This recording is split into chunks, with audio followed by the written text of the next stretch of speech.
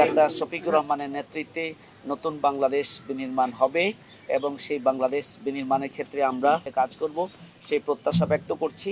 আপনারা আমাদের শুরু থেকেই আপনারা সহযোগিতা করেছেন। আমরা আমাদের 7 দফা দাবি আদায়ের লক্ষ্যে যে জাতীয় সমাবেশের আয়োজন করেছিলাম, আপনারা জানেন যে আমরা আগেই বলেছিলাম যে এটা হবে স্মরণকালের ঐতিহাসিক জনসমুদ্র। আলহামদুলিল্লাহ আলহামদুলিল্লাহ আলহামদুলিল্লাহ সেই ধরনের একটি জনসমুদ্রই সেই দিন গোটা ঢাকায় গোটা দেশবাসী এবং বিশ্ববাসী প্রত্যক্ষ করেছেন। আল্লাহর রহমত এবং আল্লাহরই পরিকল্পনা, আমাদের আমিরে জামাত অসুস্থ হয়ে পড়েছেন। তিনি বারবার সেখান থেকে উঠে আবারও জাতির উদ্দেশ্যে বক্তব্য দেওয়ার চেষ্টা করেছেন। আবারও তিনি অসুস্থ হয়ে পড়েছেন, আবারও তিনি শেষ পর্যন্ত উঠে দাঁড়ানোর চেষ্টা করেছেন এবং বসে বসেই জাতির উদ্দেশ্যে তিনি তার আকাঙ্ক্ষা অনুযায়ী সব কথা বলতে না পারলেও মৌলিক এবং গুরুত্বপূর্ণ কথা আল্লাহ রাব্বুল আলামিন তার মুখ দিয়ে জাতির জন্য বলিয়েছেন।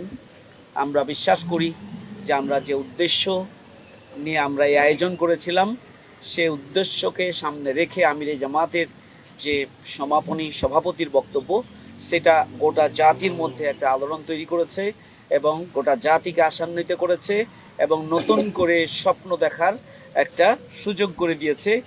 আপনারা নিশ্চয় পত্রপত্রিকা, সোশ্যাল মিডিয়ার মাধ্যমে এবং জনগণের মাধ্যমে আপনারা তা প্রত্যক্ষ করছেন এবং আপনাদের মাধ্যমেই আমাদের এই ঐতিহাসিক জনসমুদ্র গোটা বিশ্ববাসীর কাছে পৌঁছে গিয়েছে।